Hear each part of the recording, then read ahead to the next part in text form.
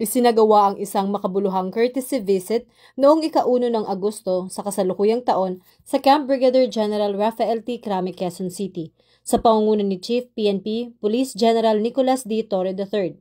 Kaniyang mainit na tinanggap sina Congresswoman Janice V. Dagamo, Retired Police Major General Felizardo M. Serapio, at Retired Police Brigadier General Jerich Royales sa punong himpilan ng pambansang pulisya.